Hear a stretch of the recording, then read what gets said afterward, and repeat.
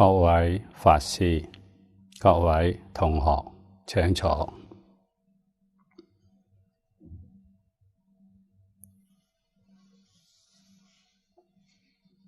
請睇《大乘無量壽經解》第272面，272面第二行，從當中睇起，從第二行當中睇起，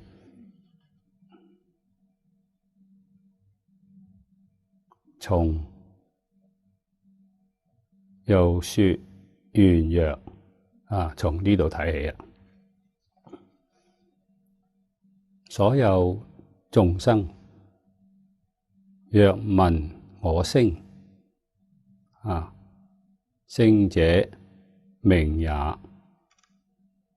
發願欲生我世界者，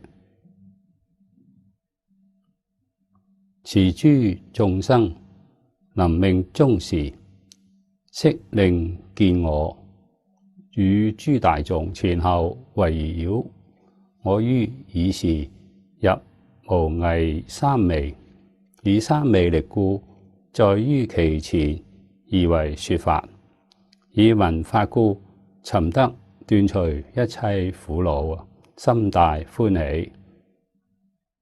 其心喜故得補田三昧，以三昧昧故，令心得念及無生忍，命終之後必生我界。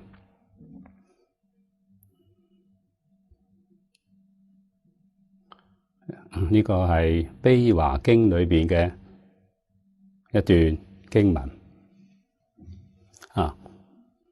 講明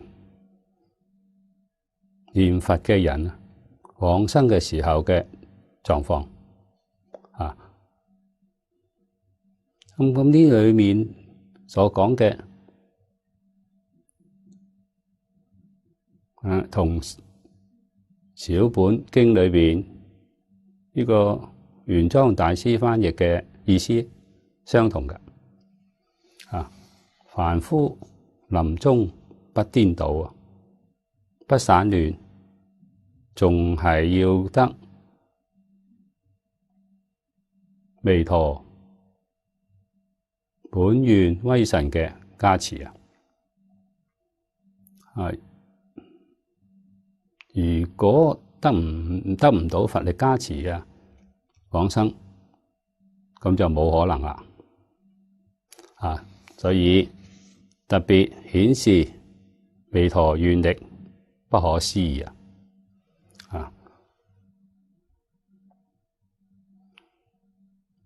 所有眾生，呢度係講往生嘅眾生，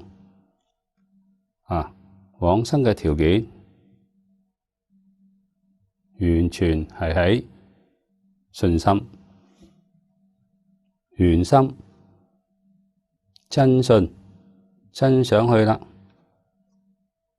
呢個條件就具足啦。但係話講得好容易，真信、真想去嘅人仲係唔多㗎。如果你唔相信你可以做一個測驗。你講我呢個念佛堂7日就可以往生㗎啦，唔好講幾多，7日就往生啦。只要大家嚟念佛，你睇睇能唔能夠叫到幾多個人？咁就話俾大家聽啦。到呢度嚟7天就要死啦，睇下有冇人敢嚟。所以口頭上講往生容易真嘅叫往生都將人嚇到啦，唔敢嚟啦。呢個真嘅所以從呢個地方我哋就知道真信真求往生嘅人仲唔係咁多㗎，所以真佛弟子唔多，更加多。真菩薩亦少，假嘅菩薩好多啊，到處都有噶。咁係我哋現前呢個社會，我哋唔能夠唔知道嘅。更重要嘅係要回光返照，想下我哋自己係咪真啲係假嘅？我喺邊邊啊？呢個好重要噶。點樣能睇得出嚟咧？真嘅，去真放下啦。只要仲有一啲冇放下嘅，咁都唔係真嘅。咁好容易睇得出嚟噶。喺日常生活當中，你睇佢想乜嘢，你講乜嘢，佢講嘅係乜嘢。如果仲係想一啲唔相關嘅事情，講嘅亦都係唔相關嘅事情，咁就唔係真噶啦。真嘅應該係點樣啊？佢就想一件事情，阿彌陀佛。你問佢仲有別的嘅想？冇，咩念頭都冇噶。呢就係一句阿彌陀佛。其他嘅一切事、一切境、一切緣啊，通通隨緣，冇一樣唔好嘅。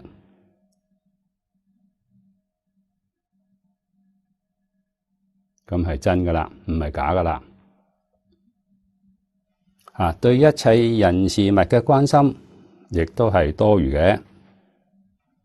點解啊？各人有各人嘅業力，各人有各人嘅願力啊。邊個力量大啲啊？業力要超過你嘅願力，你係繼續搞輪迴嘅。念佛亦都唔得，亦唔能夠往生。如果願力真正上去啦，超過你嘅業力啊，你決定得生啊！呢個權啊係操喺你自己嘅手上，唔係其他人嘅，唔係阿彌陀佛做主宰噶。阿彌陀佛嚟接引你，條件仲係你自己願唔願意嚟啦。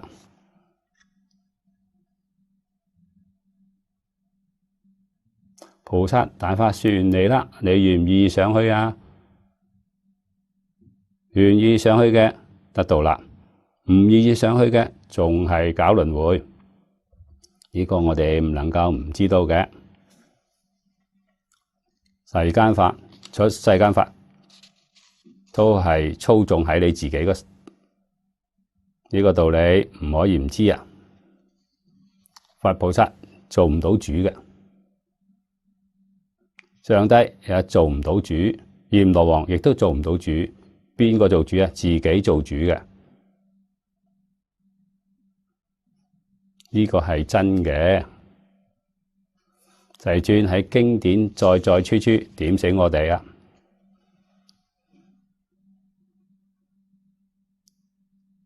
祖師大德時常提到我哋要真信，要切願。能唔能夠往生啊？就靠呢個啦。至於念佛嘅功夫嘅深淺啊，念佛功夫嘅深淺唔係念幾多佛號，與呢個唔相干。但係呢個可以做助緣，佢唔係主要嘅。咁主要係啲乜嘢？主要係你放下幾多。呢個要緊啦！如果真嘅世出世間一切法，統統放下啦，一心求生西方極樂世界，一日念過一句10句都可以，都唔少噶。咁真係古大德所講嘅一念相應，一念佛啦。佢呢個一念同阿彌陀佛相應啊！我哋念1萬聲，念10萬聲，未必相應。人家一念相應，所以效果非常殊勝啊！道理就喺呢度。所有眾生依據範圍包括非常之廣啊！往生西方極樂世界嘅人，我哋知道上乘嘅人係菩薩啦，下根嘅人呢個係做五逆十惡嘅呢啲眾生。經上同我哋講過啦，只要佢相信，佢肯去啊，亦能往生嘅。五逆十惡都能往生，我哋前面讀過㗎。所以你話呢個範圍幾大呢？所有嘅眾生，若聞我聲，呢個聲就係名字啦。假若你聽到呢一句南無阿彌陀佛，實際上名號就係阿彌陀佛。南無唔係名號啊，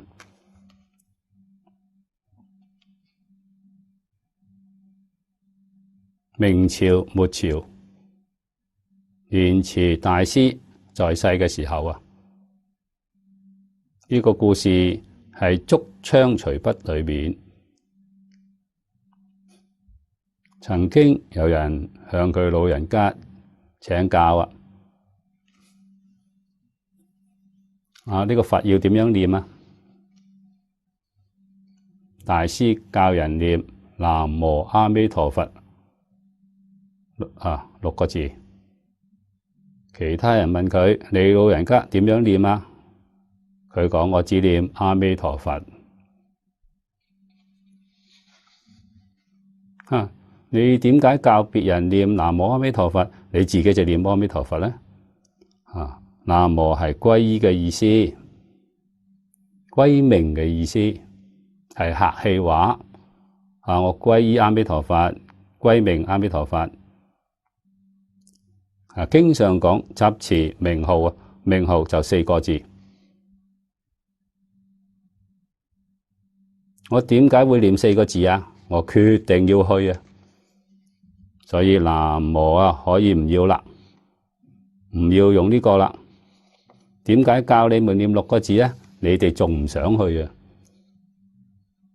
啊？所以加南無就好啊。南無係恭敬嘅意思，恭敬阿彌陀佛，皈依阿彌陀佛就係咁嘅意思啦。點解啊？你個心唔堅定啊！你個心要真嘅堅決真信真願啊，你就念4個字就得啦。經常講嘅名號就4個字，喺呢度講得好清楚噶，講得好透徹。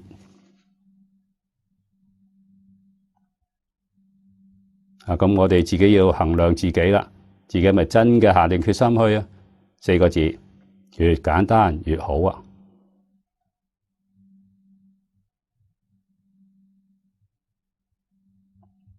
我哋對呢個世間仲有一絲毫留戀啊，加上南無呢2個字好對呢個世間冇留戀嘅南無2個字就唔要加啦。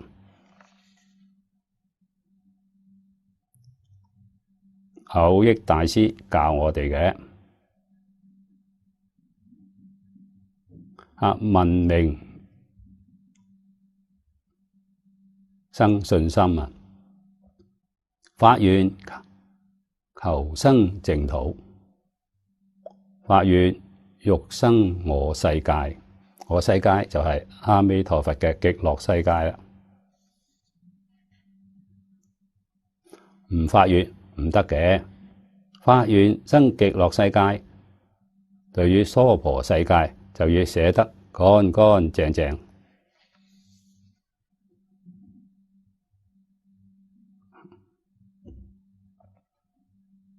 咁樣喺娑婆世界裏，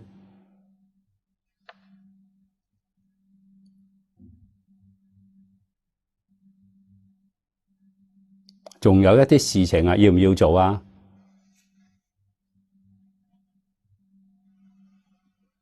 咁就要學諸佛菩薩啦。大乘經裏邊同我哋講嘅，佛法在世間，不離世間覺啊！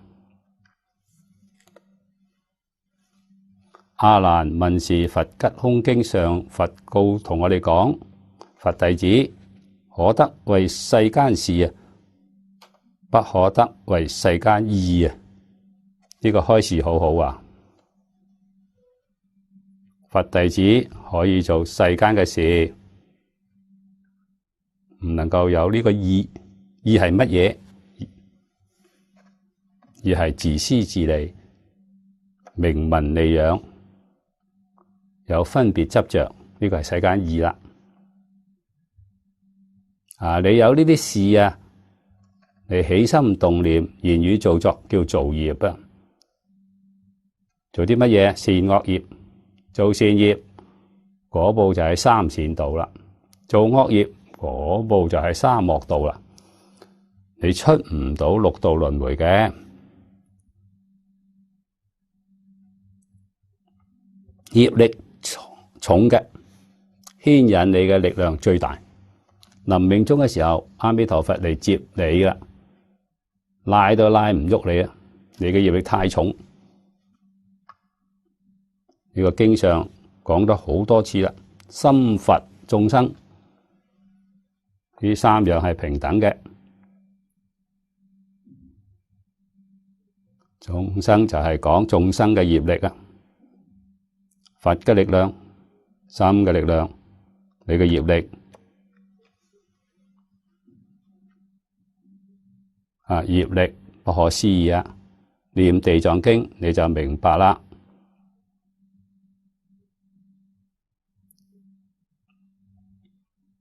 業力點樣嚟㗎？就係你有世間嘅意，世間嘅意，我就用一句簡單嘅話嚟講啊，你對呢個世間仲有分別，仲有執着，咁就係世間意啦。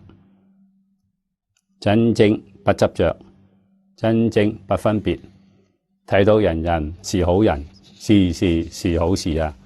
做好事亦係好事，做壞事亦都係好事。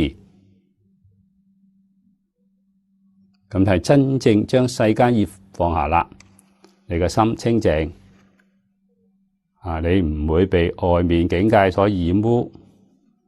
外邊境界一動，你個心就動啦，咁吃得好大虧啊！所以經典裏邊呢啲教訓比乜嘢都重要噶。我哋修行修正宗嘅目的，而家嘅目的係乜嘢？修啲乜嘢？修清淨心啊，修平等心，修覺心。呢個經題上講嘅清淨平等覺，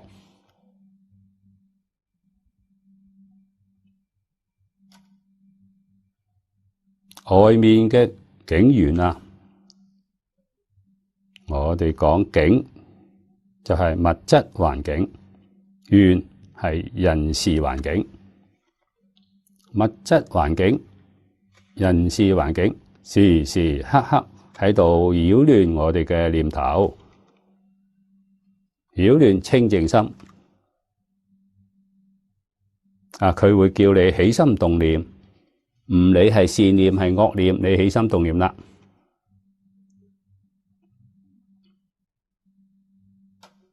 如果學到能夠喺境緣當中不起心不動念咁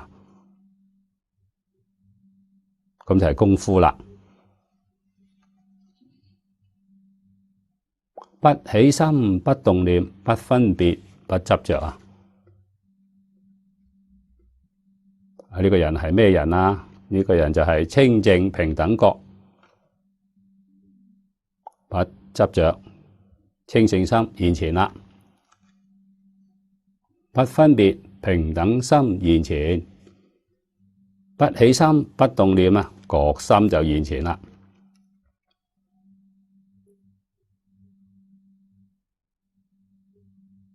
我哋修行有咩功夫啊？外面境呢啲境界風一動我哋個心就跟住轉啦。呢個點解啊？一啲功夫都冇嘅。我哋一般講沉唔住氣啊，總係被外頭嘅境界轉，咁點得咧？我哋睇到一啲人修得好好，喺邊度睇到啊？佢不被外求境界轉。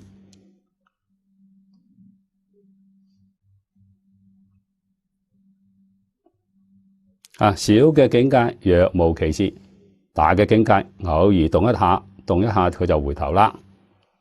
咁代表乜嘢啊？佢就考驗佢警覺性好高㗎。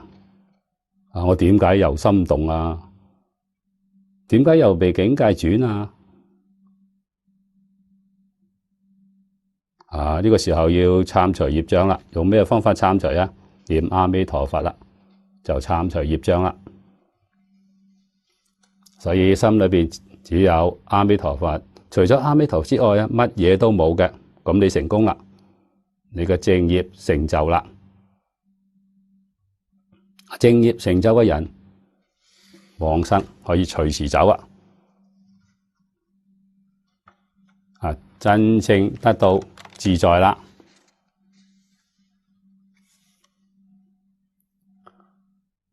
有真信、有真願嘅人，係諸眾生臨命終時悉令見我。阿彌陀佛講嘅話係真嘅，唔係假嘅。臨命終時一定見到阿彌陀佛。不但只見到阿彌陀佛啦，阿彌陀佛仲與諸大眾前後圍繞佢哋接引你呢啲大眾前面我哋佢都睇到啦，有菩薩眾，有聲聞眾。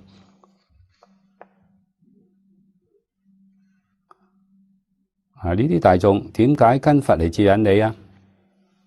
前面我哋已透出咗呢個消息，係自己無量劫嚟生生世世同自己有緣嘅人，佢係早已經念佛生到淨土啦。而家我先去，佢睇到啦，通通跟着阿彌陀佛一齊嚟歡迎。所以往生極樂世界，唔要以為極樂世界好多陌生人啦，到嗰邊一個朋友都冇咁你就錯啦。你到極樂世界，無量劫嚟，無論喺邊一度裏頭，你呢啲朋友全都嚟好熱鬧我哋呢個世間唔能夠同佢比嘅都嚟接引你。所以跟佛嚟接引嘅菩薩、聲聞、緣覺、天人，通通都係有緣人佢哋都嚟啦，都去歡迎你回歸到極樂世界啦，返屋企啦。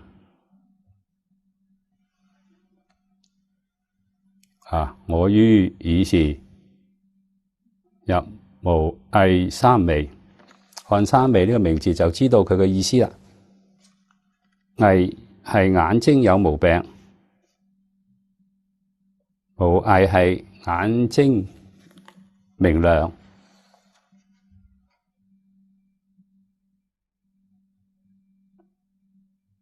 清清楚楚、明明白白。呢個意思係點解佛能睇出你過去生生世世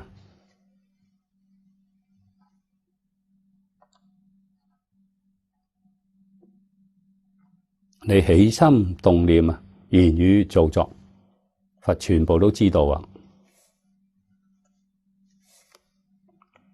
知道呢啲有咩好處知道你嘅根性，然後對症下藥你病就唔係好啦咩？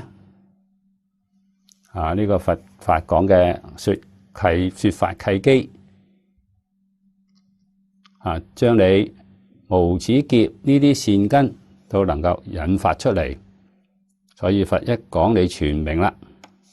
喺呢個世間點樣學都學唔明，到極樂世界，佛句句話你都明白，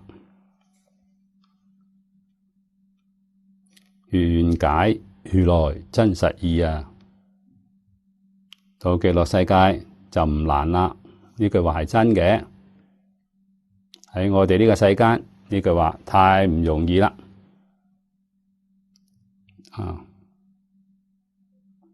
所以佛為你說法，你一聽，你睇下底下就有效果啦。尋係好快，你就能斷除一切苦惱啊！點解呢？業障消咗啦嘛，聞佛說法，業障就消啦。所以你先係成為阿惟越致菩薩。如果業障唔消嘅，你點樣能夠達到呢個境界呢？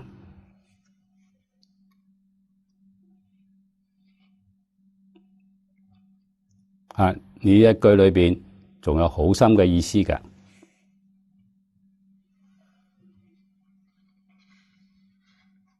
佛嘅本願係幫助一切眾生離苦得樂啊！眾生嘅苦喺邊度嚟嘅？迷惑嚟嘅，只有迷惑佢先造業啊！佢如果唔迷啊，佢就唔會造業㗎。大家要知道啊，造業唔單止講係做惡業啊，做善業亦都係造業，善惡都喺裏邊㗎。咁樣大家學佛學咗咁多年，呢個事情總係要搞清楚。六道裏邊有善惡，善業係三善道，惡業係三惡道啊。四聖法界裏邊冇善惡嘅。所以佢冇善道惡道，佢善惡兩邊都離開啊！所以佢修嘅係淨業啊！四聖法界叫係淨土呢個淨土係同我哋六道嚟比啊，六道係染污嘅，佢係清淨，所以要記住啊！惡染污，善亦都染污㗎。所以菩薩現身說法，教導我哋，同我哋做示範。做惡業，心裏不落痕跡，無染污嘅；做善業，亦都唔落痕跡。咁係乜嘢啊？叫三輪體空啊！三輪體空裏邊嘅根本啊，就係第一個條件係乜嘢？係無我。咁啊，好厲害嘅，有我就有善惡業啦，冇我，邊個做善惡業啊？所以《金剛經》上，你去讀《金剛經》睇下，《金剛經》前半部就無我相、無人相、無眾生相、無壽者相，邊個證得啊？須陀洹就證得啦。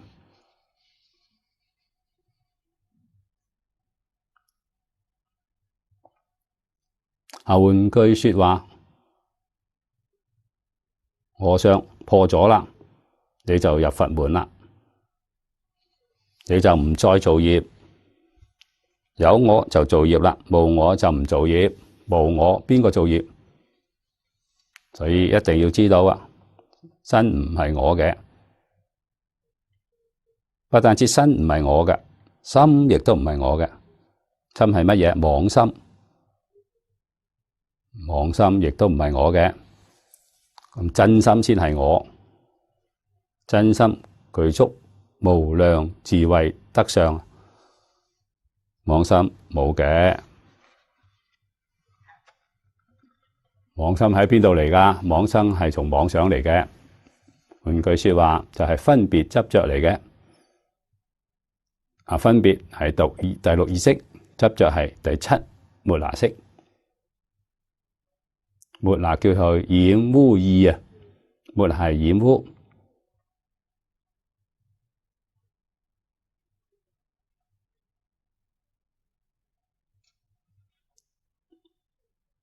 佛教眾生，佛清楚啦，既然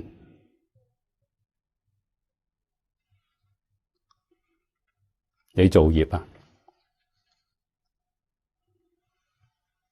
係屬於迷惑顛倒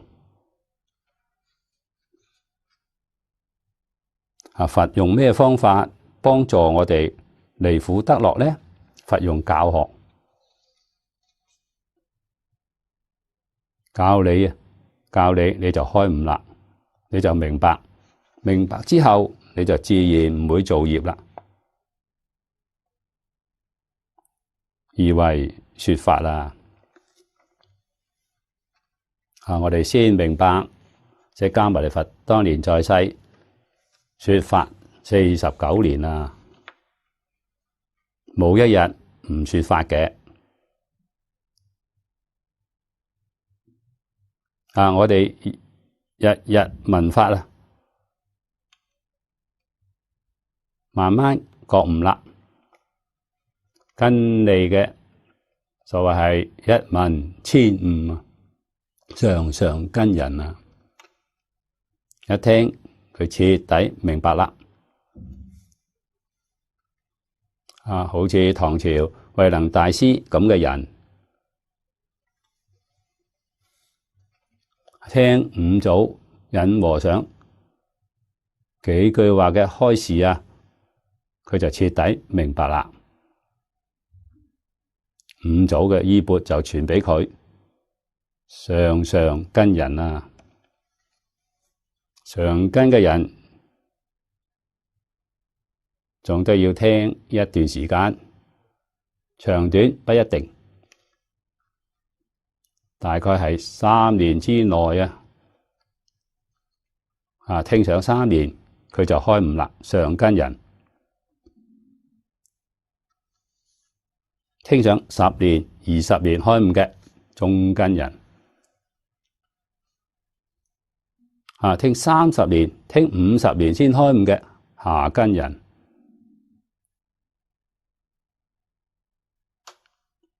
真嘅開悟啊，唔係假嘅。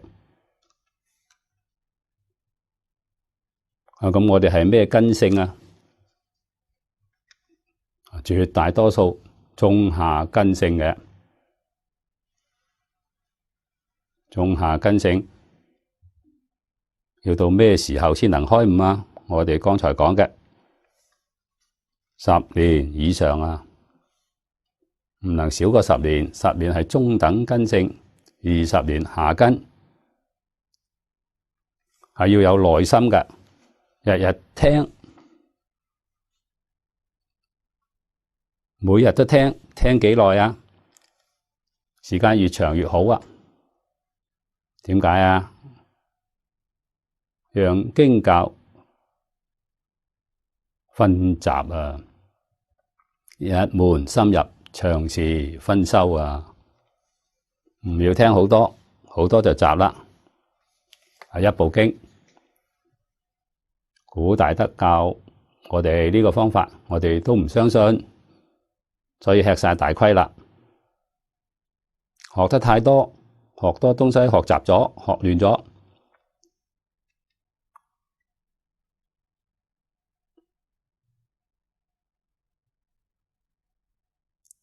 放下經本就胡思亂想啦。壞就喺呢度。如果一門深入啊，佢日日想一件事情，一部經，長短都冇關係嘅。短一啲嘅《阿彌陀經》唔長。你一生就受持《阿彌陀經》，日日念佢30篇、50篇啊，長時分修。中等根性嘅人念10年會開悟嘅，會得念佛三昧，會開悟啊。下根嘅人訓習20年啊，肯定開悟。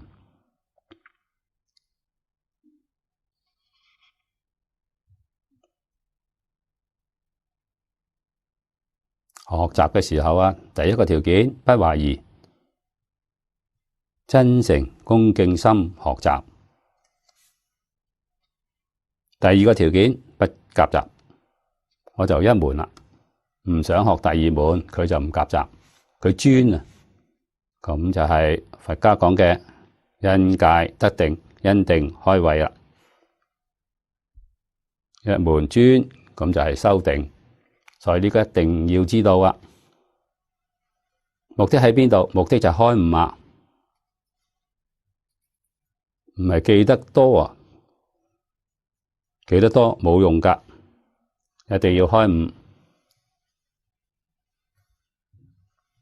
孔子講啊，悟道一以貫之。一係咩意思？就係一門深入，長時分修，一以貫之啊！一部經通啊，一切都通。呢個係佛家常講嘅，一切一經通，一切經通。啊，咁叫一以貫之。呢般人唔相信㗎。啊，佢覺得學一門唔夠，要廣學多門啊，唔遵守戒律啦。一門深入，長時分修，呢個係戒律。你唔能夠遵守，你要學好多嘅嘢，學得好雜，學得好亂啊！老師對呢啲學生啊，都好恭敬嘅，好客氣，好好。想學乜嘢啊？你學啦。你唔肯聽話，佢亦都唔同你作對啊！任唔得你啊，任唔得你去，讓你慢慢咁去體會啊！你學咗10年、20年啊，依舊煩惱冇斷套，呢個時候你應該覺悟啦。煩惱同冇學佛仲一樣啊，甚至於比以前更多。咁就係講明啦，你嘅佛法都係白學啦，學咗一啲口頭佛法啦，你冇受用到，得受用就係煩惱輕，智慧長，咁就受用啦。煩惱一日一日少啊，一年一年少啊，你個心一年比一年清淨，一年比一年平等，功夫成就啦。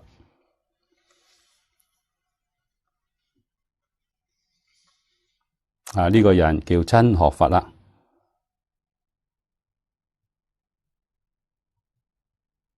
咁樣學佛嘅人少啊，的確少見。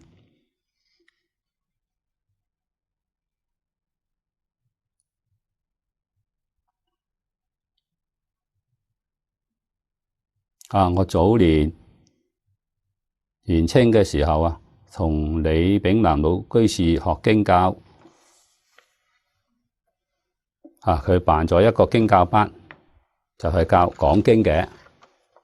佢有2個班，一個班教講演，一個班教講經。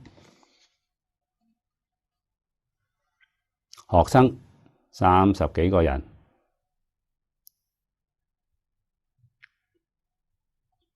有幾多個人成就啊？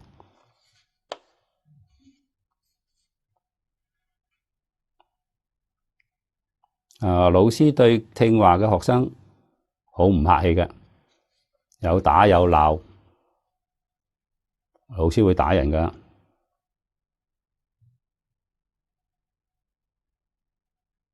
對唔聽話嘅學生好客氣嘅，從來唔責備嘅，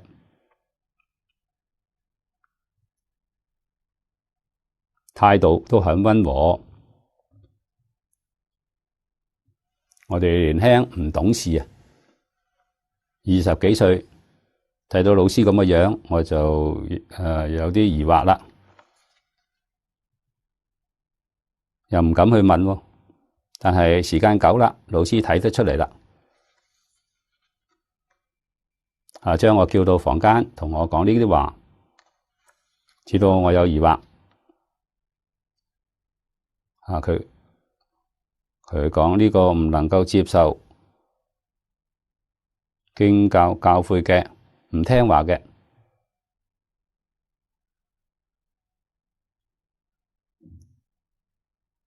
就唔認真去教佢啦。當佢當做乜嘢？旁聽嘅。老師用呢個形容，當旁聽嘅，唔跟佢結冤仇。你要鬧佢，佢記恨嘅；你要打佢，佢報復嘅，咁就麻煩啦。冤冤相報，沒完沒了啊！所以唔聽就客客氣氣、歡歡喜喜。上堂歡迎你嚟聽，聽幾多唔問。真想學嘅、鬧嘅、打嘅，佢感恩啦，呢個一定要罵，一定要打。佢會感恩嘅。佢真想學，學成嘅人真係唔多㗎。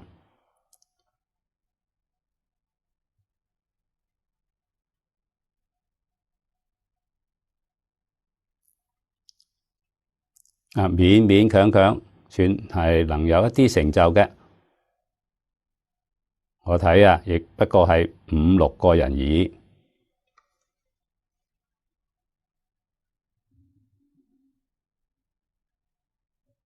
老師一個教室裏邊講學大家所得嘅係平等嘅，學人領悟不同就係睇你聽唔聽得話啦，守唔守規矩。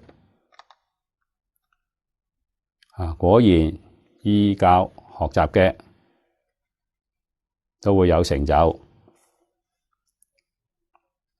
由此可知成就唔係喺老師嗰度，係自己嘅。老師冇錯嘅，好好。你如果唔認真學校，佢都係空過啦。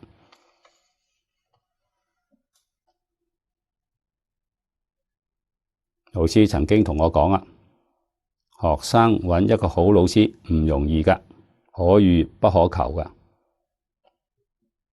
佢反過嚟頭嚟說，老師要揾一個好學生比學生揾個好老師更加難。到邊度去揾呢？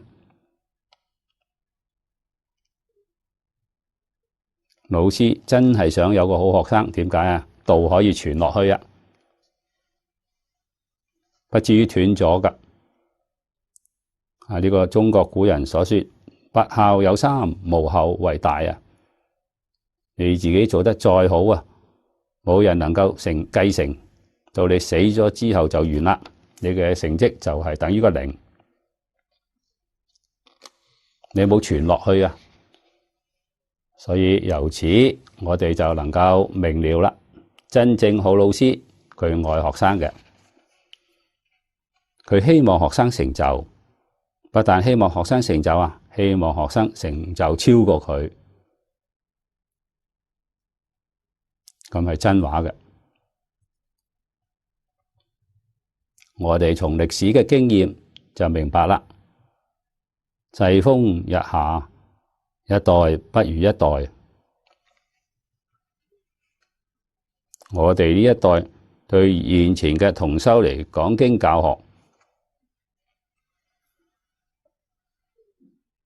我哋學呢啲能力可以應付。但係你要知道我哋就應付唔到下一代點解下一代嘅染污比而家呢一代仲要深。換句話講，你冇超過我嘅智慧，超過我嘅能力，你就冇辦法去教下一代啦。呢個係事實呢個係真嘅，擺喺我哋面前嘅現象。你唔能夠唔承認嘅。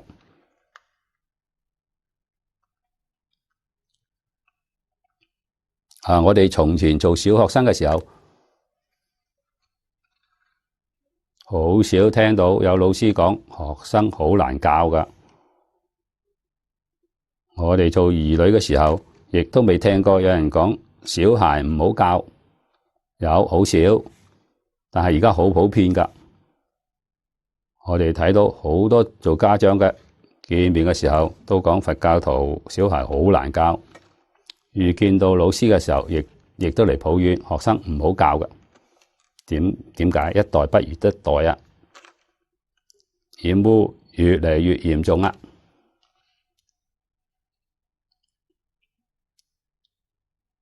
所以我哋要傳呢個學生唔能夠超過我能力、智慧、德能都冇超過我嘅，佢就冇辦法教到底下一代啦。呢個就所謂是青出於藍而勝於藍。道學一定係一代比一代好嘅，佢先能夠升任。佢如果停留喺我呢一代嘅時候，佢冇辦法教。我哋今日面對呢個社會，就比我哋老師呢一代要辛苦好多啦。佢呢個時候社會唔好，比而家好多。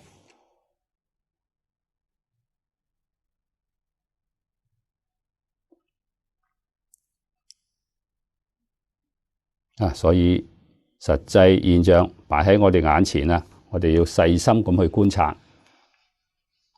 去體會，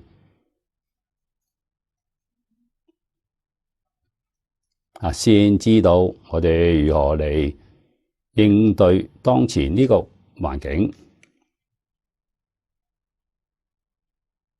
幫助眾生破迷開悟啊！喺今日嘅教學一定要做榜樣啊！咁係世尊在世已經為我哋做示現啦。你自己做唔到啊？你點能夠教別人呢？所以我哋想下，釋迦牟尼佛王子出身。父親係國王，但係自己一生過嘅係乜嘢生活啊？苦行僧嘅生活，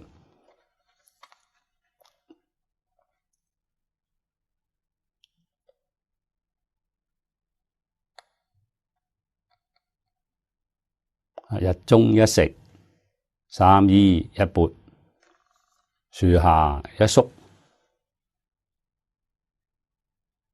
我嘅係咁嘅生活，跟佢學嘅學生服咗啦。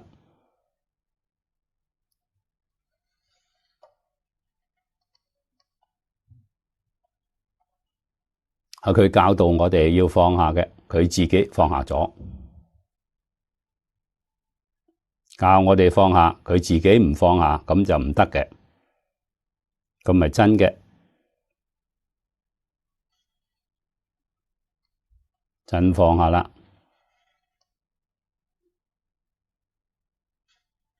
念眾生啊，冇念自己嘅，確確實實做到無我啊！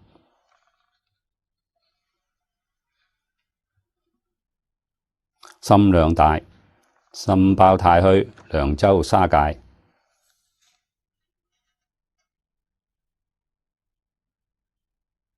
我哋學咗咁多年啦，明白啦。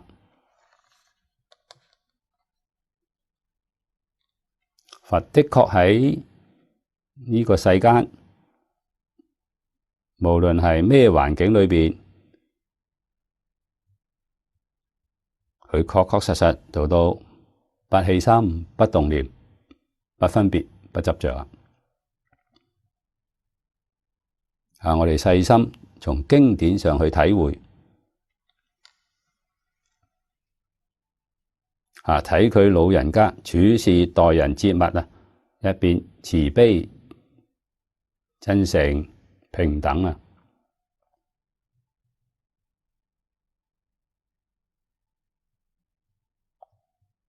世尊示現俾我哋睇啦。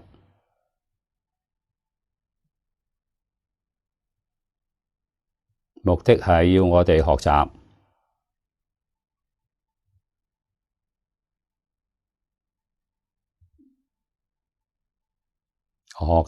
言行一致啊！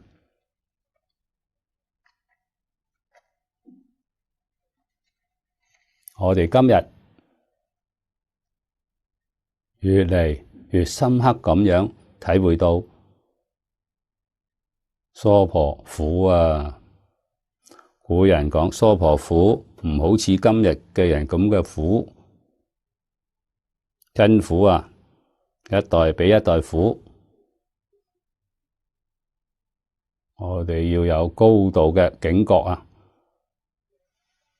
要離開娑婆，離開娑婆只有一條路啊！念佛求生淨土啊，就離開啦。呢條路每個人都能夠走得通嘅，所有眾生啊，呢一句包括我哋喺裏邊，冇遇到呢個法門啊，咁就冇話講啦。遇到呢個法門，問題就係你想唔想去？你想去，真去就得啦。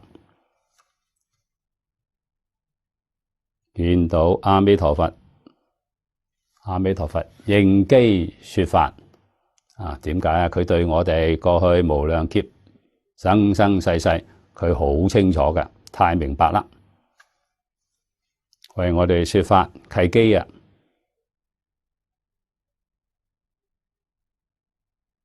咁一說法就離苦得樂啦。你睇斷除一切苦惱啊，心大歡喜啊！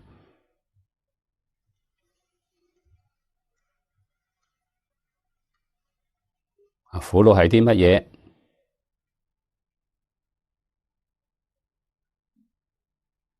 執着就係苦惱啦，分別就係苦惱，妄想係苦惱，通通斷盡佢。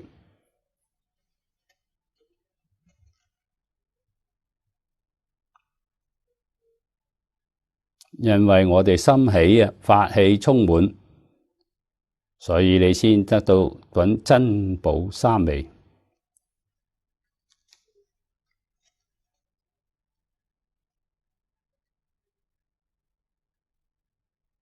呢個無量壽經上佛同我哋講嘅，往生西方極樂世界，你得三種忍啊！呢個忍裏邊最重要嘅係無生法忍啊！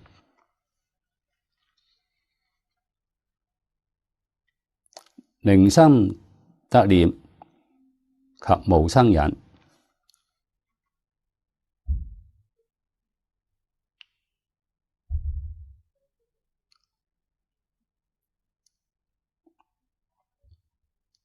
寧心得念。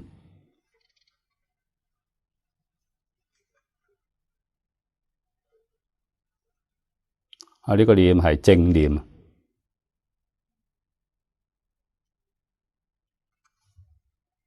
六道凡夫嘅係邪念，唔係正念啊！呢個念係如來嘅正念，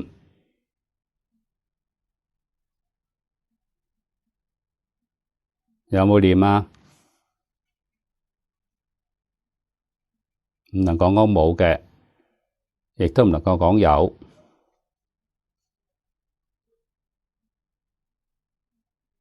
呢一句啊好重要啊！如果冇咗呢一句啊，你所證得嘅，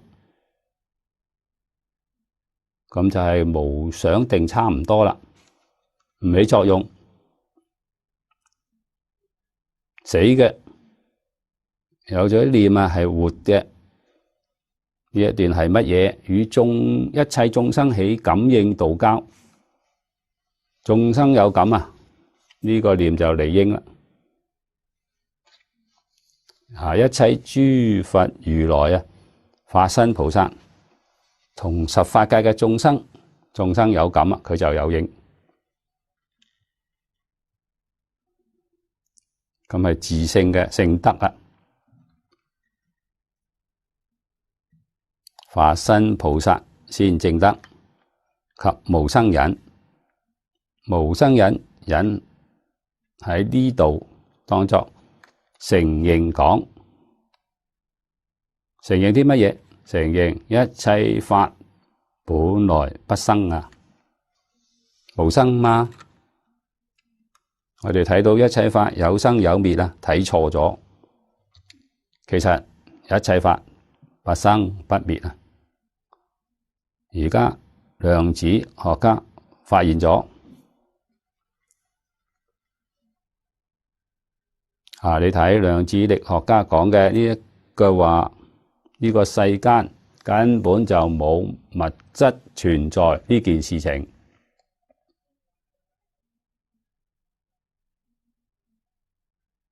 佢唔承認有物質，物質係乜嘢？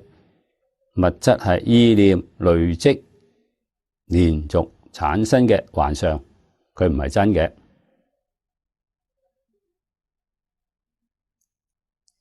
同佛法講嘅係一樣噶。佛法講一切法不生，一切法不滅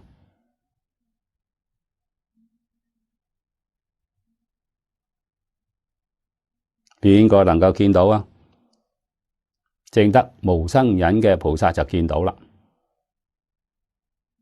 無生忍嘅要七地以上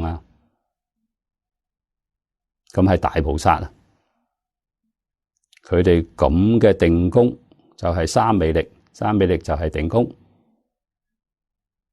見到啦。科學家係用儀器觀察到嘅，所以科學家得到嘅係知識，三昧證得嘅係智慧，智慧有得用圓滿嘅得用知識唔得嘅，知識呢個作用係有限量嘅，而且仲有副作用。智慧係冇副作用噶，所以智慧能解決問題。解決啲咩問題？解決煩惱嘅問題。知識唔能夠解決煩惱嘅，智慧能夠解決煩惱，真嘅叫你斷煩惱證菩提。咁係智慧同知識唔相同嘅地方噶。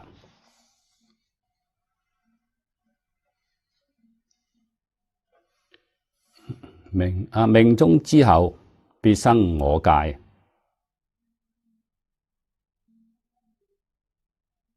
前面所講嘅呢啲話俾我哋聽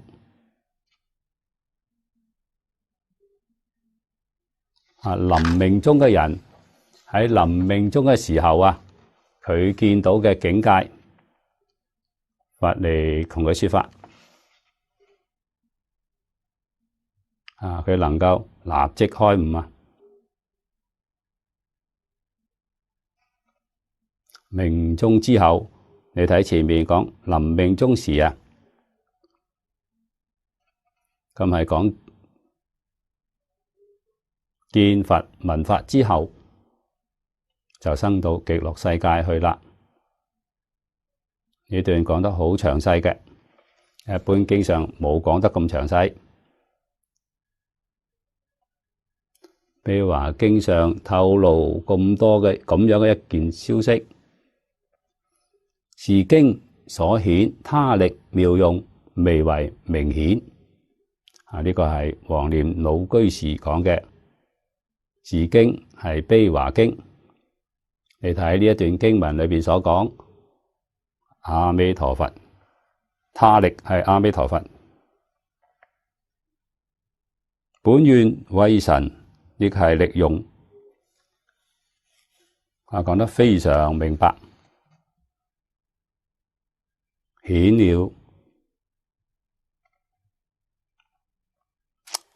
稱讚淨土經，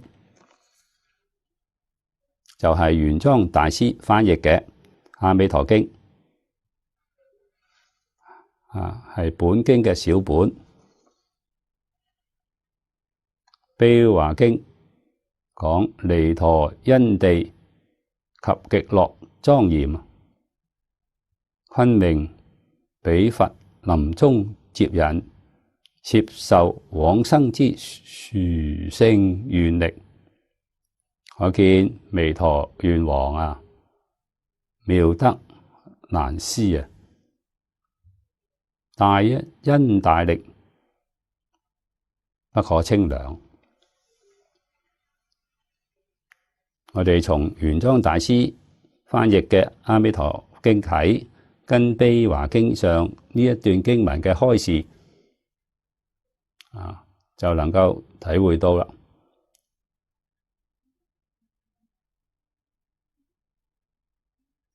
念佛嘅人，臨命終時，佛嚟接引，咁樣殊勝莊嚴。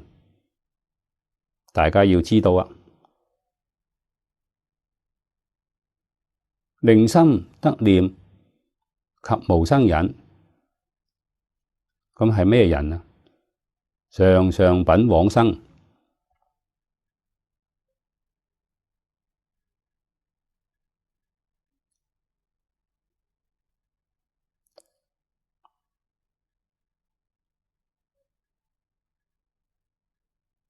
大概係點樣嘅狀況啊？我哋能夠體會到啊。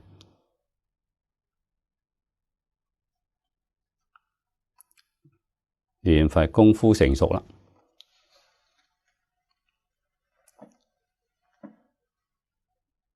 臨終時冇生病嘅，冇病痛，預知時節，走得好自在嘅，都係呢一類人。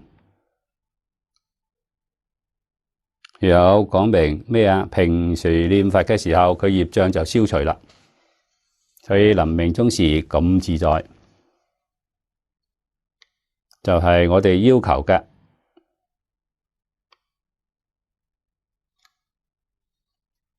呢種狀況啊。臨命終時唔要人助念，唔需要嘅，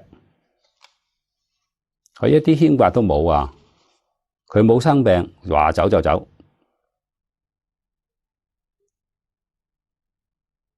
走嘅情形啊，肯定跟悲華經上講嘅一樣啊。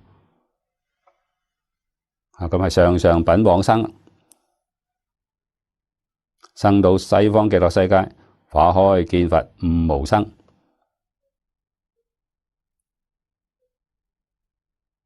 邊個做得到啊？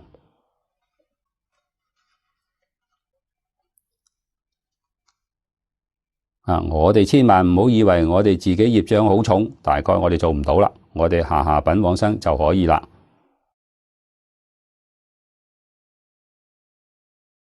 呢個觀念就錯啦。古大德確實，我哋前面念過嘅，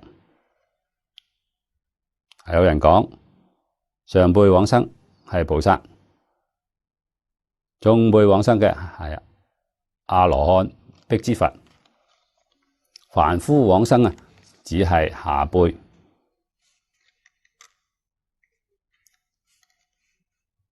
古大德有咁樣嘅講法，但係善導大師唔係咁樣講法。善導大師講呢個一句話，對我哋好大好大嘅鼓舞啊！佢講四土三輩九品，總在遇緣不同啊。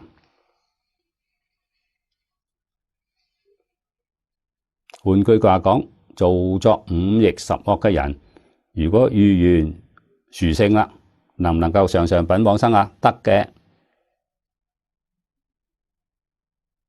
緣係太重要啦。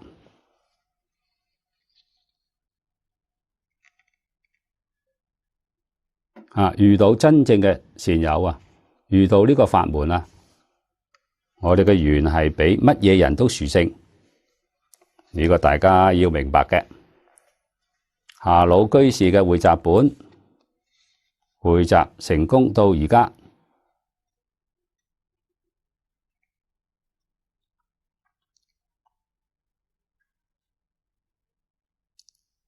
大概先係80年，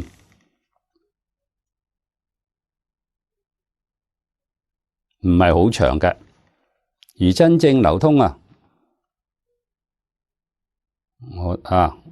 我哋遇到啦，老人家用一心嘅心血匯集呢部經，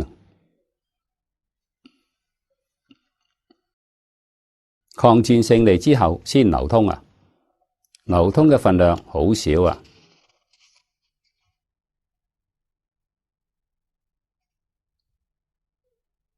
律航法師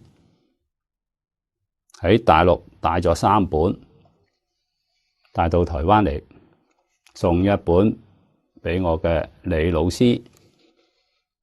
李老師睇到佢係無比咁歡喜啊！特別係前面一篇好長嘅序文啊，係佢老師作嘅《梅江稀》。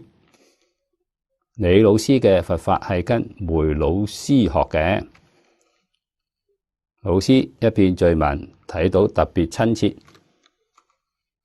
係喺台灣印咗2次㗎，數量唔係好多。我估計每次印嘅大概係1000本，喺台灣印係總共唔超過3000本咁樣。我印過一次，我印咗1000本，老師大概印咗2次。真正大量流通嘅係老師往生。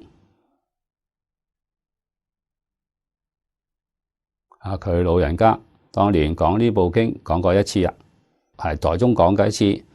佢喺微注個本子，呢個課本俾我，我就用呢個本子紀念李老師，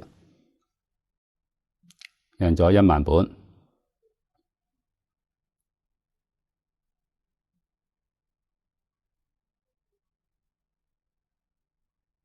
喺美國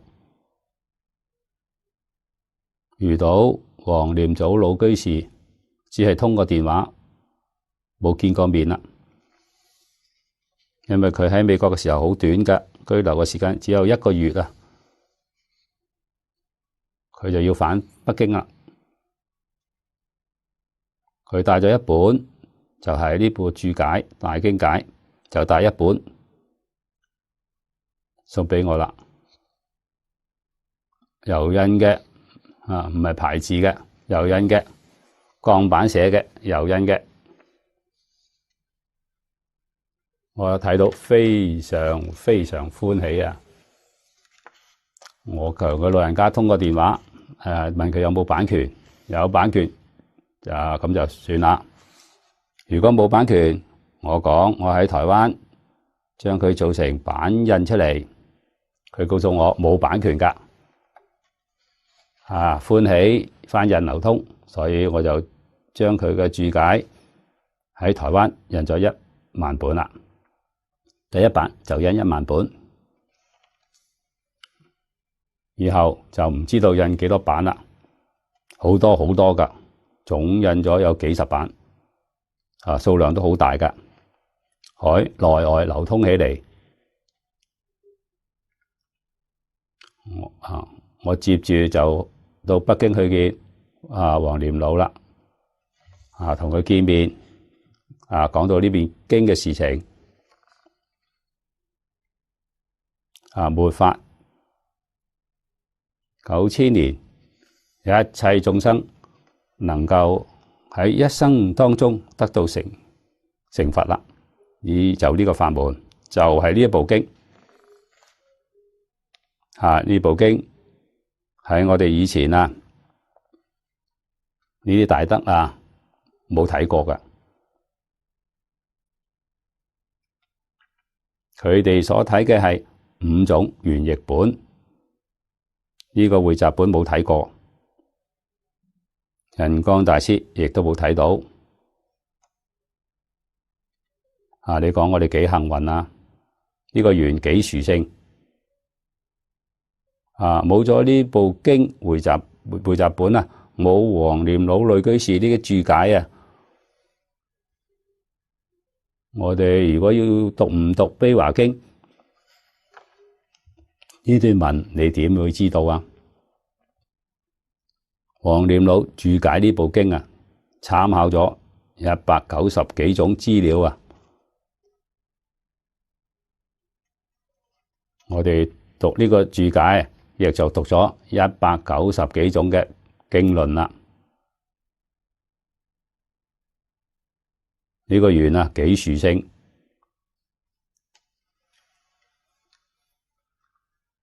確確實實百千萬劫難遭遇啊！彭濟清居士所講嘅無量劫嚟稀有難逢嘅一天，我哋遇到啦。我哋喺呢部經啊，喺呢個注解裏邊睇清楚睇明白。我哋有冇份好似悲華經上講嘅上上品往生啊？我哋可以講肯定有份啦。問題就係你能唔能夠將娑婆世界徹底放下？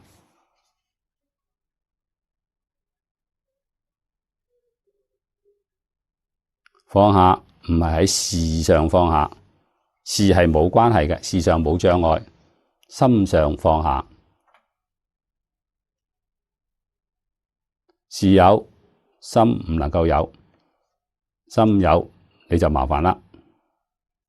用清淨心嚟行事，用平等心嚟待人，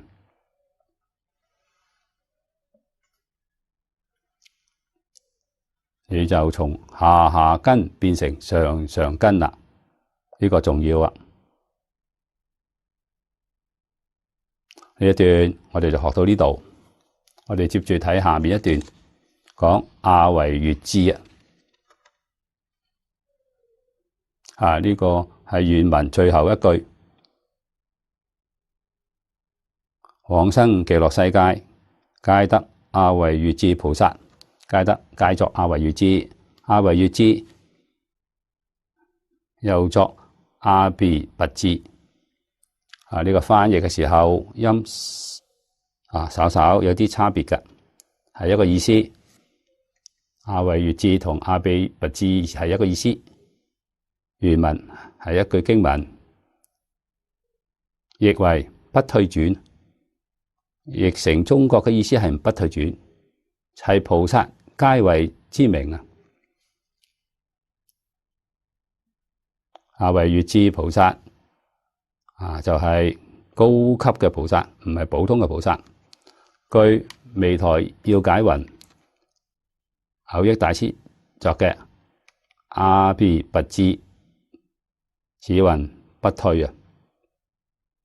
第一個為不退，入聖流，不墮梵地啊！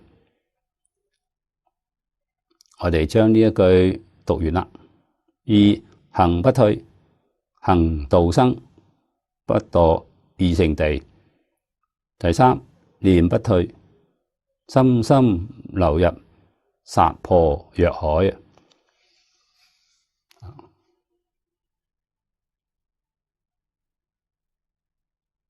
呢個係蕅益大師喺《彌陀經要解》裏邊同我哋講阿惟越致3種不退啊！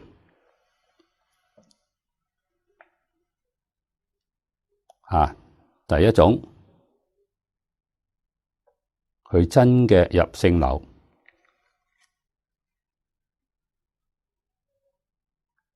唔會再退轉為凡夫，亦就係講佢真嘅係聖人啦，佢唔係凡夫，係乜嘢人啊？下面講小乘初果，大乘好似華嚴經初信位嘅菩薩，佢點解能唔退啊？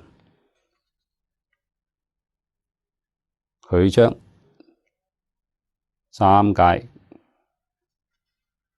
九地88品見惑都斷除，咁斷煩惱。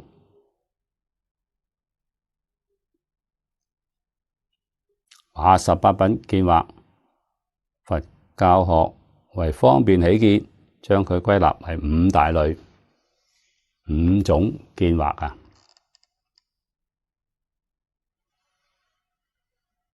教學方便，第一個就係身見。我哋凡夫執住身係我㗎，係咪錯誤嘅？身唔係我。身係乜嘢啊？喺佛法裏邊講，身係我所有嘅，唔係我嘅。好似衣服咁樣，衣服係我所有嘅，佢唔係我。佛話俾我哋聽，你要認清楚，身唔係我嘅，身有生死。同大家講，我冇生死嘅。衣服穿壞咗，換掉換一件，所以你喺六道輪迴投胎，咁係乜嘢？咁係我，身唔係我，你時時換身體，所以換身體有咩可怕？係平常嘅事情啊。但係你點解喺六道啊？唔出六道啊？你迷咗啦，迷乜嘢？你執着呢個身係我啊！而家連內國哲學家亦都咁講，佢知道身唔係我㗎，佢咩係我啊？能思想呢個係我啦，佢有呢個執着，佢執着呢個思想係我，能思想亦都唔係我㗎，能思想嘅係胡思亂想啊！佢唔係正知正見所以能思想啊！我哋中國人叫做靈魂，其實呢個係講得好聽嘅，魂係迷魂唔靈嘅。佢要係靈，點解跑到三途去投胎啊？點解仲變畜生變餓鬼呢？唔靈，佢迷惑顛倒啊！所以迷魂係真嘅，佢唔係靈魂。所以迷嘅時候叫做迷魂，佢覺悟嘅時候叫靈性啊！呢個就係我啦。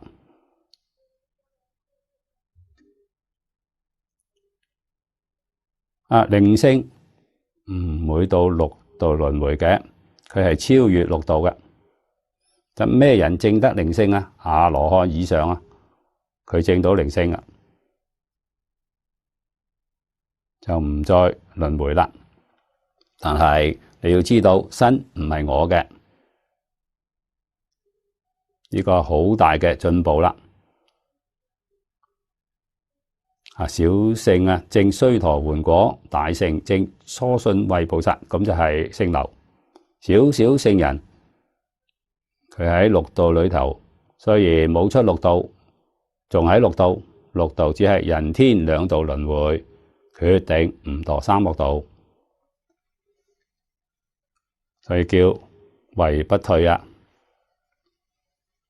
佢呢個地位佢唔退，絕對唔墮三惡道。我哋要記住啦，將身睇成我嘅，咁就要搞六道輪迴，就會到三惡道。知道身唔係我嘅話，咁就唔會墮三惡道啦。起心動念唔再為呢個身體操心。你雖然冇得到大自在啊，你得到嘅唔少自在，唔為自己操心啊。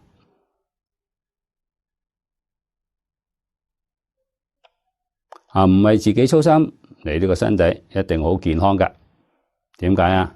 身就係環境，佢隨念頭轉嘅。我念頭精，身體每一個細胞佢係自然嘅，自然就係最健康噶啦。我哋成日想到呢個唔好，呢個唔好，呢個好，呢個唔好，隨住你嘅念頭，咁個細胞全部都變啦，產生變化，就係咁嘅一件事。你唔想佢反而好，越想越麻煩。道路就喺呢度，總要將佢搞通、搞明白啦。第二種行不退啊，呢個係對小乘人講。小乘人好似阿羅漢、辟支佛係二乘，佢哋度眾生真嘅係要度有緣人啊，冇緣嘅佢唔度啊。所以心量係少啊，唔似菩薩。菩薩係普度，遇到就要照顧啊。小乘遇到啊，睇順眼嘅佢度，睇唔順眼嘅佢唔度嘅。後面有乜嘢啊？你佢揾佢，佢教你；你唔揾佢，佢唔嚟教你嘅。呢個係二乘。大乘菩薩唔係咁樣嘅，大乘菩薩係行度眾生，永遠度眾生，亦就係四弘誓願裏邊眾生無邊誓願度啊，佢念念不忘啊。小乘人冇發呢個願啊，所以菩薩佢唔會墮落二乘。第三種念不退啊，念念流入娑婆若海啊。娑婆若海係梵語，譯成中國嘅意思就係性海自性，就係念念回歸自性啊。咁係大乘咩人啊？法身菩薩啊！法身菩薩不起心、不動念、不分別、不執着啊！佢修唔修行啊？就係前面講嘅令心得念啊！呢個念係念念流入菩薩若海，到咩時候佢先回歸自性啊？妙覺位啊！所以要知道西方世界實報莊嚴土邊啲人喺嗰度啊？原教初住到等覺41位法身大士啊，佢哋住嘅報土，再往上提升一級，呢個妙覺唔喺呢個地方，妙覺到常寂光去啦。娑婆若海就係常寂光啊，就係自性啦，回歸自性啊，回歸自性。大家要知道啦，自性寧極啦，一切眾生有感啊，佢自然就有應，一切時一切處感應道交啊，不可思議啊，完全回歸自性啊，一絲毫煩惱雜氣都冇嘅。咁叫佢究竟圓滿佛。我哋先將呢個意思講完，然後再睇下面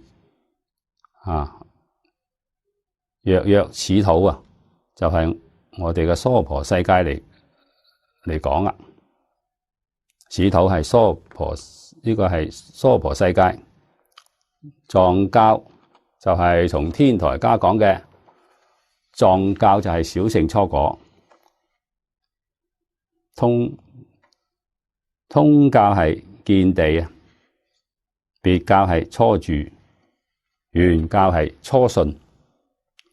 我哋喺《華嚴經》上講嘅係原教，《華嚴經》十信位嘅菩薩初信，名為不退亦就係講佢身見破咗，唔再執着身。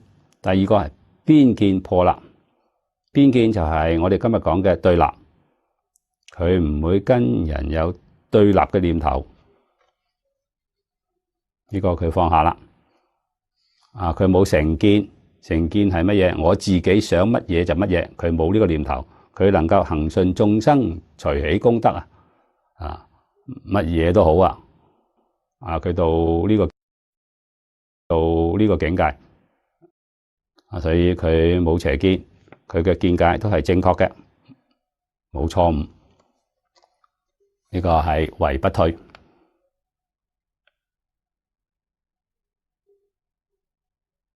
第二個係行不退，通教菩薩。呢通教菩薩別教10迴向，圓教10信。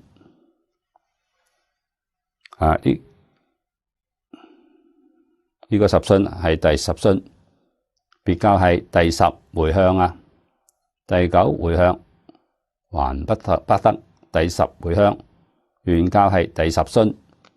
10信心滿行不退。10信係十法界裏邊嘅佛法界，佢唔會退到二乘。換句話講，十法界裏邊嘅菩薩法界有時候仲會退轉嘅。到十法界佛呢個地位就唔會退啦，度眾生唔會退嘅。咁行不退下面別教初地，圓教初住咁叫念不退。別教初地離開十法界圓滿，圓教初住亦都係去到邊度去到實報莊嚴土嗰度。呢個時候佢只有一個方向，一個目標，證究竟圓滿嘅覺悟咁就係究竟覺圓滿覺，亦就係《華嚴經》上所講嘅妙覺位啦。佢就係咁樣一個方向，一個目標要證得究竟圓滿嘅佛果咁叫做念不退。上言不退有3，最上就係最高嘅，最高嘅係念不退此土行者喺我哋呢個世間，別教須登初歡喜地，呢個係初地初地叫歡喜地圓教須至初發心住，呢個發心呢，就係發菩提心。大家要知道，真正發菩提心，圓教初住你睇正一分發身此能念念流入沙婆若海。你要冇證得一分發身，你到唔到呢個地位㗎。別教初地菩薩跟圓教初住嘅菩薩斷證嘅地位係相同㗎，都係破無明證發身。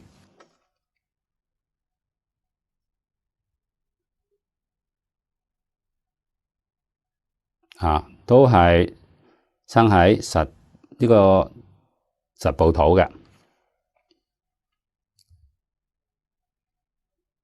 到別教最後仲係轉成圓教先圓滿嘅。所以正嘅地位相同，智慧唔一樣。圓教超過別教智慧唔相同。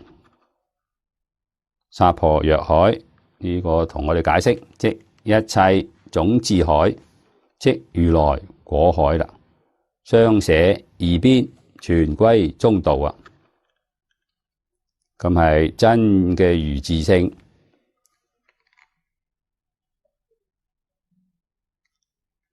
啊！兩邊啊，兩邊就係對立噶。從頭開頭，我哋就學習。你睇入門呢個入門嘅時候，唯不退就學習啦。真正學習到如來地，先完全捨除呢個念頭都冇啊！啊，我哋凡夫學習唔計較嘅，但係心裏邊啊，仲有印象啊！呢個習氣啊，呢個習氣好難斷噶啊！要步步往上提升啊！呢啲習氣啊，越嚟越淡薄啊！啊，真嘅到我哋講嘅淺顯一啲啊，到別教初地菩薩、原教初住菩薩先真嘅斷啦。雖斷咗，仲有習氣，呢個習氣係無明習氣。無明習氣斷咗之後啊，咁就入了國位啦。啊，呢個講《華嚴經》，我哋講咗好多噶。喺華嚴會上，我哋體會到41位法身大士啊，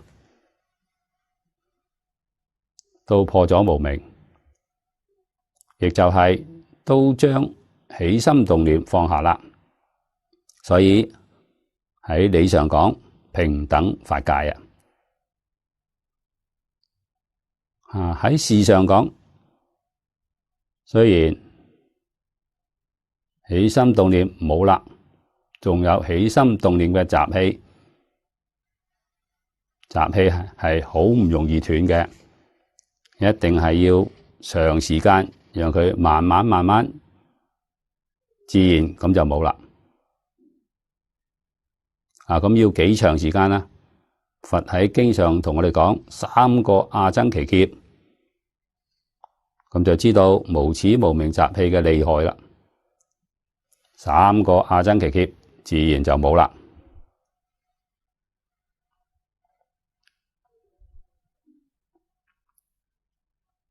所以啊，我呢個念佛嘅方法妙得不得了啊！我哋總要養成一個念佛嘅習氣。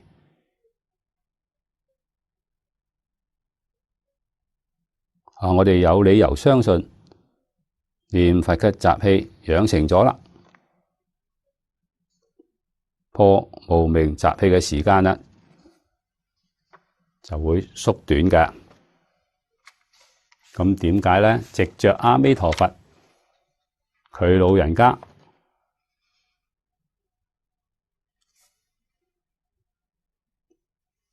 無量嘅智慧神通道力啊，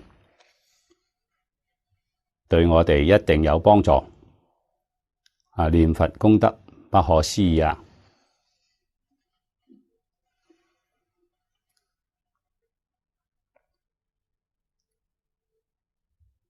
薩婆若海，即一切種智，一切種智係如來證得嘅智。經典上所講有3種，有一切智、道種智。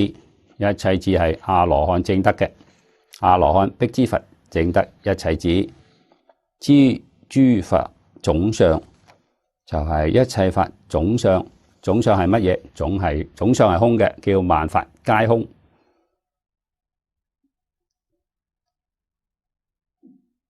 啊，《金剛經》上所講嘅一切有為法如夢幻泡影，又講凡所有相皆是虛妄啊！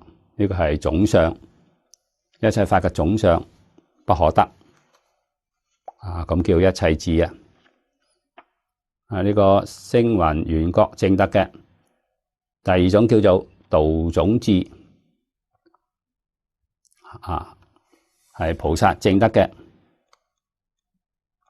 道種係啲乜嘢咧？道係道理，呢一切法係乜嘢道理？種種一切法好多啦，無量無邊。點解會有呢咁多嘅事情？呢個係咩道理啊？呢個種智為阿羅漢冇嘅，所以阿羅漢知道係總相，菩薩知道係別相，別係差別，無量無邊嘅差別，菩薩知道。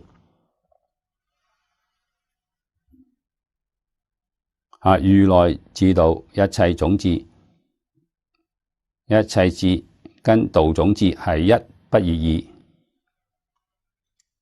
呢個如來果地證得嘅，咁先係真正圓滿啦。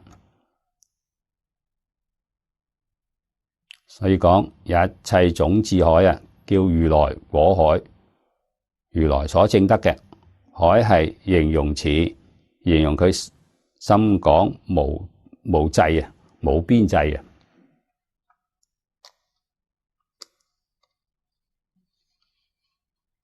啊。上捨二邊，全歸中道啊。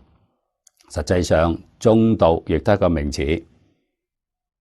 你如果執着中道就錯啦。咁兩邊係空有兩邊，空有兩邊都唔要啦，再來個中道仲係對立。所以要知道啊，兩邊都要捨除，中道亦都冇，咁係真噶。方便說，同你講個中道，你再執着中道，咁就麻煩啦，就壞啦。所以呢個係法上應捨，何況非法呢？就係佛法到最後，亦都寫得乾乾淨淨。要知道佛係說而無說，無說而說啊。我哋決定唔能夠對於佛所講嘅一切法裏邊生起出一個知見，咁我哋就錯啦。佢係唔係佛嘅意思？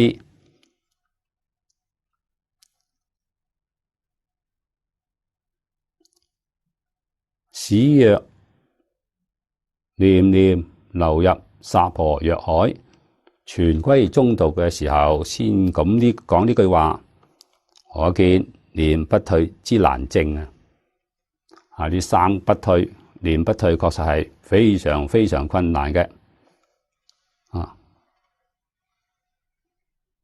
明心見性嘅人先證得，但今願言呢個係阿彌陀佛第20願所講嘅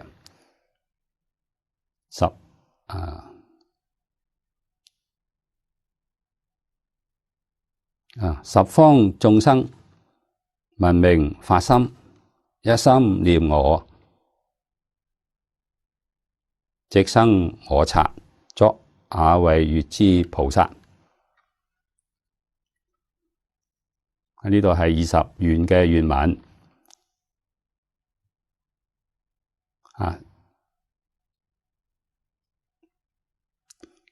小本亦云，小本係《阿彌陀經》，我哋成日念嘅。極樂國土眾生生者，皆是阿鞞跋致。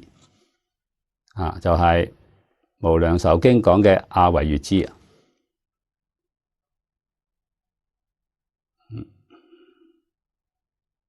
咁樣大小本佛都係一個說法，可見呢個事情真實不虛。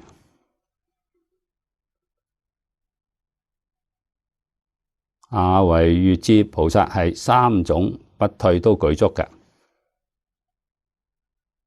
嗰啲係咩人啊？剛才我哋睇到過原教初住，別教初地，生到西方極樂世界嘅人，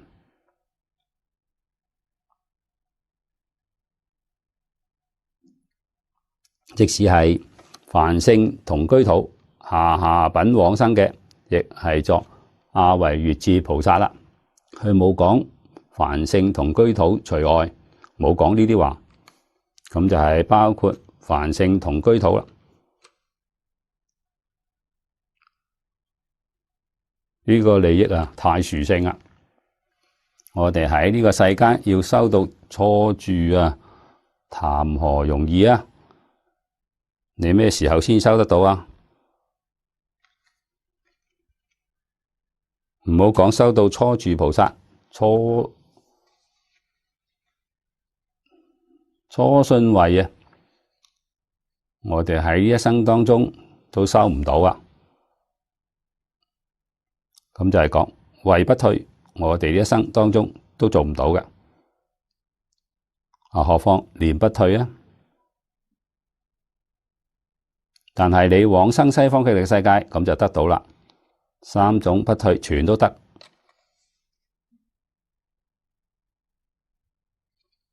呢個絕對唔係阿彌陀佛係誘惑我哋嘅，唔係嘅。阿彌陀佛句句都係真實話。你為乜嘢能夠得到啊？係阿彌陀佛48願願力加持你啊！佢48願願文每一句後面啊，若不爾者不取正覺。佢做唔到嘅話，佢就唔成佛。阿彌陀佛而家成佛已經10劫，我記得佢嘅願全部兌現。你要知道西方極樂世界殊勝係咩地方啊？你細心咁去讀48願啦，你全明白啦。到達西方極樂世界，我過嘅係乜嘢生活啊？我過嘅係咩日子啊？48願亦都同你講明白。48願係阿彌陀佛自己講嘅。釋迦牟尼佛同我哋轉述。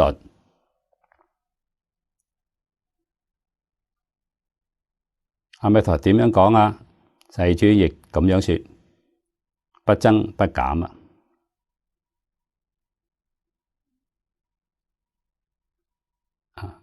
要解有云：今淨土5逆十惡10念成就大業往生，具下下品者，皆得三不退也。呢個係蕅益大師講嘅。下下品嘅人就亦證三不退，一生完成佛果。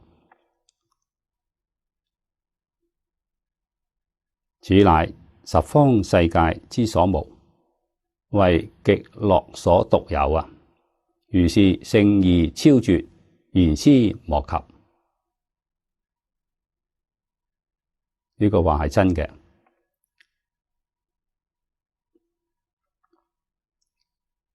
凡聖同居土下下品往生嘅人，生到極樂世界，亦證三不退。證三不退就係阿惟越致菩薩喺西方世界一生。西方世界人壽命長，無量壽，佛無量壽，每個往生嘅人都係無量壽，所以你喺一生當中一定完成佛果嘅。我哋讀《觀無量壽經》就知道啦，《觀經》裏邊同我哋講過，就係凡聖同居土下下品往生嘅人喺極樂世界，自己喺嗰邊修行，證得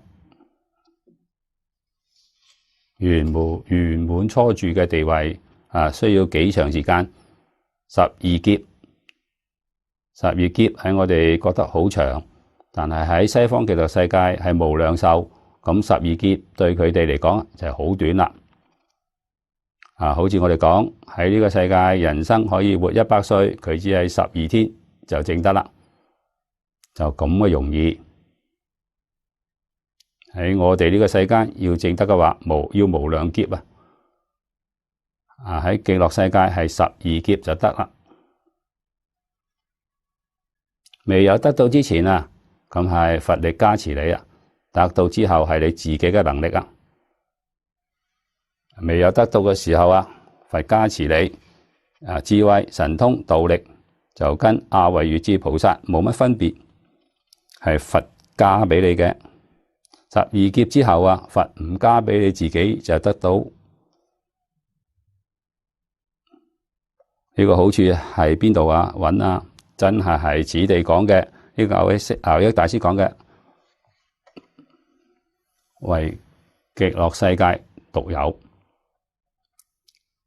釋迦牟尼佛講經教49年，介紹十方諸佛剎土啊，好多好多都冇講過噶，啊，只有極樂世界有。啊，咁就係點解我哋要往生極樂世界？道理喺呢度。啊，如是聖義，聖係殊勝。啊，義係稀有嘅，超絕啊！言語思量，你都冇辦法想到噶。你講唔出嚟噶，你想唔到，故要解云：非甚勝之極致，持名之奇分，彌陀之大願，何以有此？呢三句話重要噶。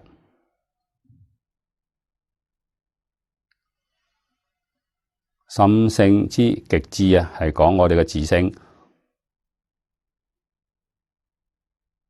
啊！我哋自性不可思議啊！但係我哋今日迷失咗自性啊！如果我哋自性裏邊冇嘅，阿彌陀佛幫唔到我哋忙。我哋自性有啊，因為迷啊，迷障礙咗自性嘅智慧德能。佢唔起作用啊，唔係冇嘅。咁樣將呢個真因說出嚟啦，唔講出嚟，阿彌陀佛點會加持上呢？就係因為我哋自性有，我哋自性有嘅自性煩惱雜味好重，唔能夠現前啊！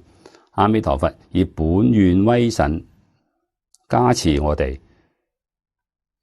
啊，讓我哋將呢個事情能夠現前，但係呢個靠彌陀本願威神嘅緣啦，冇呢種緣啊，我哋呢啲障礙當中嘅事情拿唔到出嚟，咁就係我哋自己攞唔到出嚟。阿彌陀佛佢會將佢拎出嚟噶，佢有個本事拎出嚟嘅，仲係自己嘅。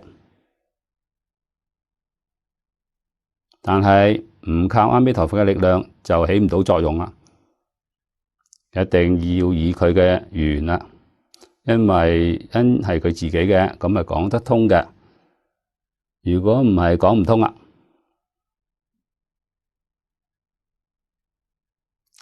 咁就係持名之奇分，彌陀之大願啦。呢個係緣，我哋自己要念佛。要真信切願，要念佛，彌陀願力加持啊！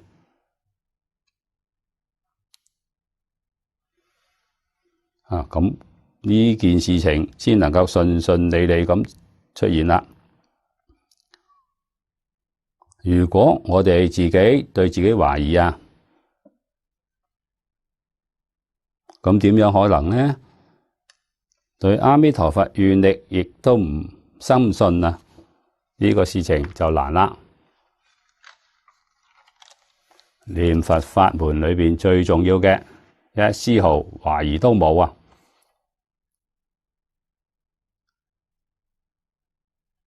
呢個持名嘅奇分先能夠顯示出嚟噶。呢個分係功分，我哋一般講功德。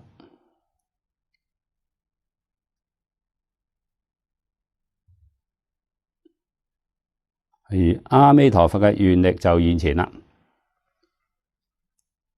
點解有一啲念佛嘅人少數嘅，唔係好多嘅，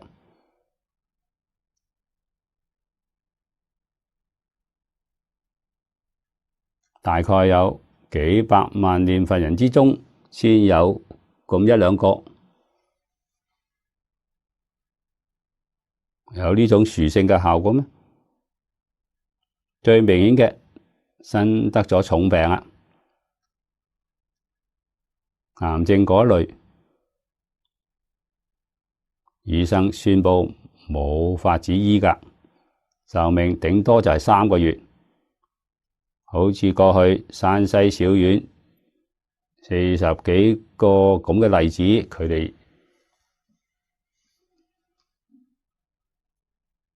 哋已經被醫生宣布啦，等於宣布咗死刑，你個壽命只有3個月。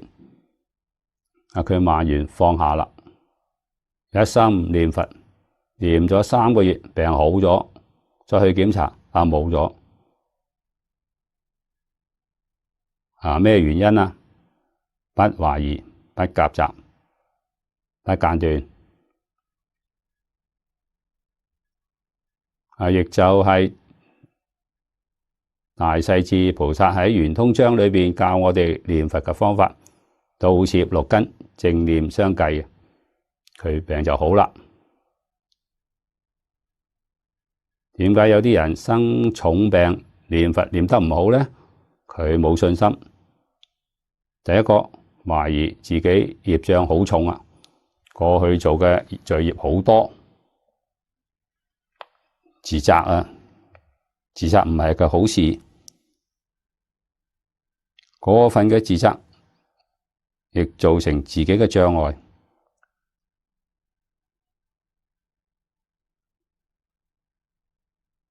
佛雖然慈悲，能原諒我咩？懷疑啦。能原諒我咩？怕佛唔原諒佢啊！你睇咁咪對自己俾自己找麻煩咩？佛呢邊根本咩事都冇㗎，都係自己諗出一大堆嘅問題，障礙咗自己。錯就喺呢度啦，我哋唔能夠唔知道嘅。知道之後一定要將呢個過失消除啦，消除得乾乾淨淨。我哋呢一生先能夠順利得生先能夠成就無比殊勝嘅功德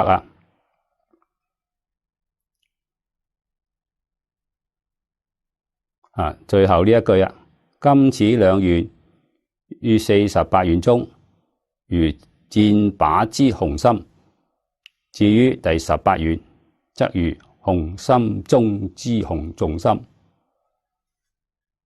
所以18、19、20呢3個願實在講係一願。